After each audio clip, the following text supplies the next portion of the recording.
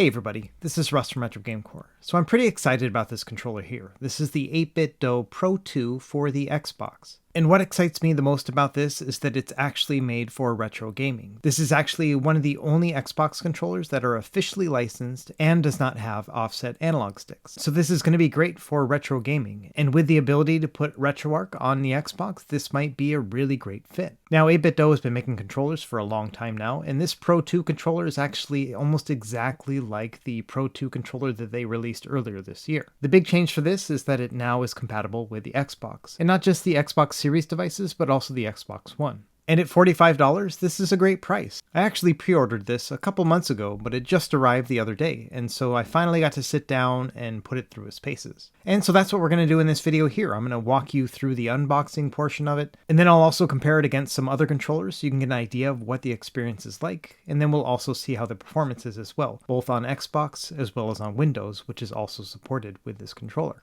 So we got a lot of ground to cover, and I'm going to try to keep this under 15 minutes. So without any further delay, let's jump into it. Okay, so here's the box here, and like you saw earlier, I got this from Amazon. Took a couple days to ship, but again, I waited a couple months for it to ship in the first place. Now this controller is also compatible with their Ultimate software, which I'll show later on, which will allow you to do things like button mapping and things like that. So let's open it up and see what we have inside. So first thing I should mention, this is a wired controller. It is not wireless. That's kind of a common thing with a lot of the licensed Xbox controllers. It has this huge instruction manual that doesn't really have a lot of information. It also has a button swapping feature. I'll show you that later. And you can also control the volume via the headphone jack. And that's about it for this instruction manual. The cable itself is about 10 feet long, and it does have a breakaway portion to it in case you're a violent gamer. And funny fact, the cable actually smells like rhubarb. You can't make that up. It's true. Anyway, the design language of the controller itself, it looks a lot like a Super Nintendo controller, just with some PS4 analog sticks and grips. It also has 2 programmable buttons on the back here, and the controller is also textured a lot like it is on the PS4.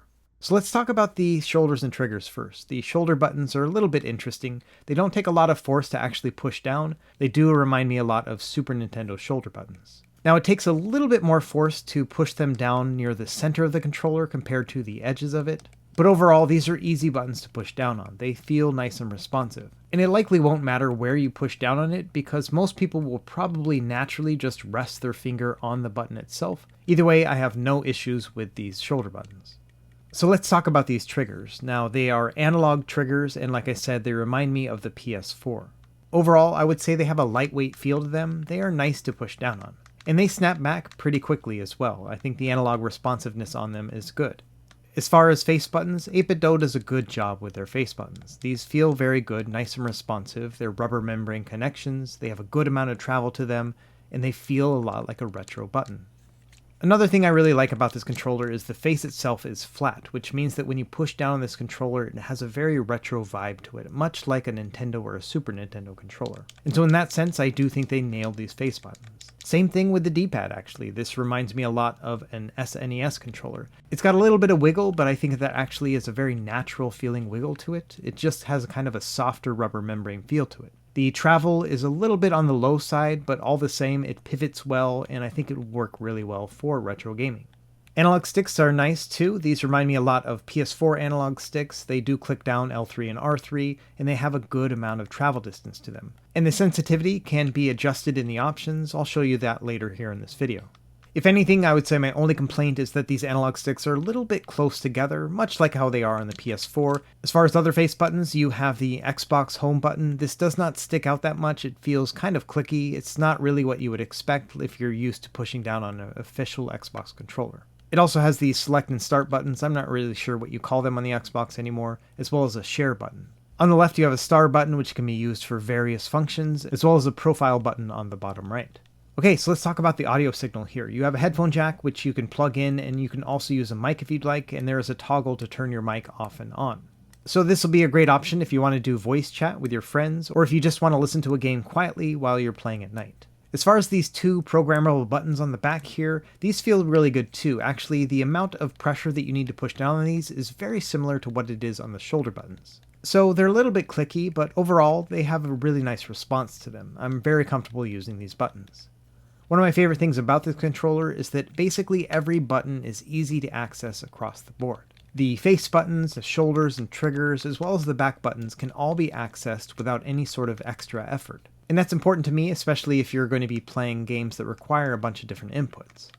So now let's compare this controller to an official Xbox controller. This is from my Xbox Series S. Now obviously the shape is very different from the other one, and each of these buttons are just a little bit different for various reasons. For example, the analog sticks stick out a little bit more than they do on the 8-bit Do. This D-pad kind of has a wheel shape to it and is not really good for retro gaming at all. As far as these face buttons, they're much more rounded, and on top of that, the controller itself is very rounded too, so I've never felt that this is going to be good for retro gaming when it comes to both the D-pad and the face button. And the overall shape of the Xbox controller kind of pushes your hands more towards being ready to use the analog sticks than the actual D-pad. And same thing with the trigger buttons. Your fingers just naturally sit on the triggers. And I think these triggers are really great when it comes to first-person shooters and maybe driving games. And that's really what this controller is kind of meant for. It's meant to hold your hands in this sort of A shape here, and it really puts the focus on the analog sticks as well as the triggers. Naturally, your hands are just going to cup in that shape. Alternatively, on the 8-bit Do controller, it has a bit of a more open feel to it. The focus is really on the D-pad and the face buttons. Sure, you can access the triggers and analog sticks as well, but the stars of the show when it comes to this controller are going to be your D-pad and face buttons, which is perfect for retro gaming. So let's actually compare it to retro controllers now. Here's the Super Nintendo and the NES controllers. As you can see, the face is very similar to the Super Nintendo controller. The size and the spacing of the D-pad and the face buttons are almost identical. I would say this Super Nintendo controller is a little stiffer than the 8-bit Do one, but this is from the Super Nintendo Mini, so it's not that old of a controller and hasn't really been broken in that much.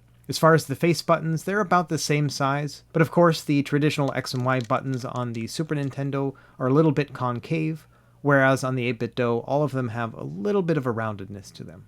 Now, I don't think the NES controller is a very good comparison. Sure, the D-pad is kind of similar. This is an original Nintendo controller, so this thing is like 30 plus years old. And surprisingly, it's still more stiff than the one on the 8-bit Do. And that's definitely not a complaint on the 8-bit Do, but just an observation. And the NES buttons are much more mushy than on the 8-bit Do. And actually, with a direct comparison like this, I think I prefer the 8-bit Do buttons. They're just a little bit more tactile and responsive. So here's the Pro 2 controller, which I reviewed earlier this year, and they're basically identical. I mean, the start and select buttons are a little bit different, and obviously it has different branding to it, but overall the shape and size are just about the same. Now, in my review of the Pro 2 controller, I had some complaints about the overall design. I felt like this was kind of a Frankenstein design overall. It's like a mixture of a Super Nintendo and a PlayStation controller. But you know, over time I've kind of gotten used to that design language, and there are a lot of things I like about this controller, like its wireless battery and the ability to use a USB-C charger, and you can also use AA batteries if you'd like as well. Now this controller is $50, so $5 more expensive than the wired controller, but this one's also a great option if you want to play retro games on a Nintendo Switch, your PC or Mac, or even Bluetooth wireless with your Android phone. But yeah, in a nutshell, no complaints with the overall design and feel of this 8-bit Do controller for the Xbox. I think it does hit all of the marks that I'm looking for in a controller that I'm going to use for retro gaming. So now let's actually try it out with some gameplay. We're going to ease into it. We'll start with a typical use case with Xbox games. We'll start with Forza Horizon 5. In particular, I want to test out the analog triggers with this controller. And overall, I would say they feel nice and responsive. This feels a lot like playing a racing game on the PS4. So if you like using a PS4 controller or you've ever tried that experience before, it's going to be the same here. The sensitivity seems to be right on target, and it doesn't feel that bad at all. And overall, this is a comfortable experience when playing a racing game like this. Alright, let's switch it up with some shooting games. Here's Halo Infinite Campaign. I haven't really made it that far in this game. I do love it, but I just haven't gotten too far yet. Overall, it feels pretty good. It feels a lot like playing a first-person shooter game on a PS4, just with the orientation of the analog sticks. And that's not necessarily a bad thing, but honestly, I do prefer playing first-person shooter games on the Xbox. So in that sense, I would prefer to use the original controller. So now let's get into retro gaming, and a couple months ago I showed off how to get into Xbox Dev Mode and then boot up RetroArch to play retro games, so if you haven't checked out those videos before, I'll leave them linked in the video description. A couple things have changed when it comes to setting up Xbox for retro gaming since then, and I plan on doing an updated video sometime in the future, but for now I'm just using the original configuration I did in that video. Either way, playing platforming games like Super Mario World is a delight with this controller. It feels really good, and this is like night and day between using an Xbox controller and this one. Like I mentioned, this feels a lot like a cross between a PS1 and a Super Nintendo controller, and I really don't think of that as a bad thing at all. It has the same overall feel as a Super Nintendo controller, but these grips give it a lot more comfort for longer playing sessions. And so if you're going to play Super Nintendo or Nintendo like this game here, which is Big Nose the Caveman, like overall it does feel really good. And this is exactly what I was hoping for with this controller, because playing a regular Xbox controller with platforming games seems like a disservice to these games. But the fact that this controller has the D-pad and the face buttons at the same level makes it a lot more oriented for platforming games like this. And I would say you're not just limited to old school games, so if you want to play any sort of modern platformers or run and gun games like Alien Hominid here on the Nintendo GameCube, yeah, it's going to work just fine. And of course, any sort of PlayStation games are going to work really well too. Here's God of War on the PS2 running on RetroArch, and overall the experience feels a lot like playing a PlayStation game, and that's not a bad thing at all. Okay, let's talk about the software that you can use to configure the controller. If you plug the controller into your Windows PC, you can get into the Microsoft Store and then download their Ultimate software. And this app is totally free and very easy to set up. You just go into the Microsoft Store and download it. And within this, you have plenty of options. So within the mapping tab, you can map any of the buttons that you want. You can set them to whatever you'd like within the controller scheme. And you're probably not going to mess with the regular buttons, but you can then program your back buttons. So for example, I like to use the right back button as the A button for jumping in first-person shooters. Once you got those assigned, all you have to do is hit sync and then hit the profile button. Now on top of that, you can do other sort of configurations. For example, you can adjust the sensitivity of the analog sticks. And you can do the same thing for the triggers. In a nutshell, what you'll do here is you'll adjust the amount of pressure that's required to reach 100% velocity in either the triggers or the sticks. And ultimately, what that means is that when you push down on the button, you don't have to push it down so far to get that 100% read, which will be great if you're trying to push the buttons very quickly. Now, this device also has 4 different rumble motors, 2 in the grips and then 2 in the triggers, and you can adjust the amount of vibration in any of those within the app as well. But yeah, that's really about it. You can map the buttons and then adjust the sticks and the triggers as well as the vibration. And it's very easy to set up on the PC. Now, while we're still on the PC, let's do a little bit of Windows gaming. So I'm going to jump into Steam here and I'm going to play Celeste. And I'll show you a couple other things we can do with this controller. So obviously I mapped that back button to be the A button. And as you can see here, when I push the back button, it now jumps. And that's super handy, especially if you want to maybe not push the face buttons and just focus on using that back button when you're jumping in this game. Or if you only want to use one of the face buttons, like for example, the dash button on this game in particular.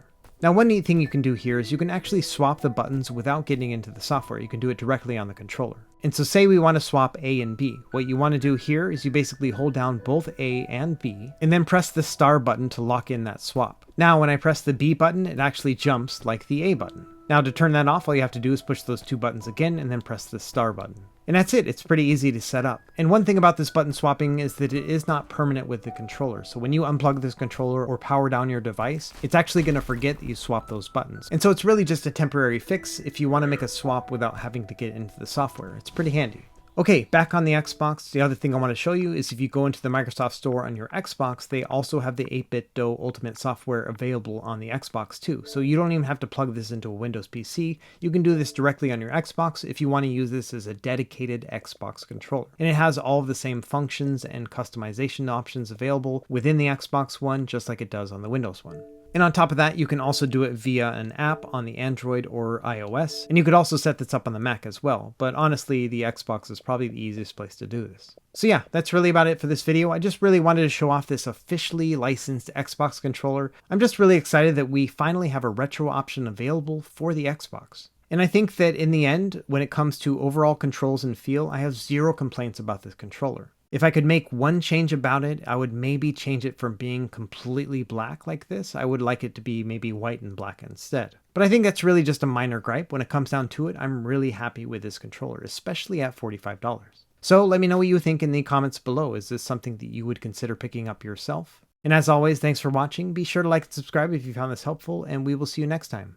Happy gaming.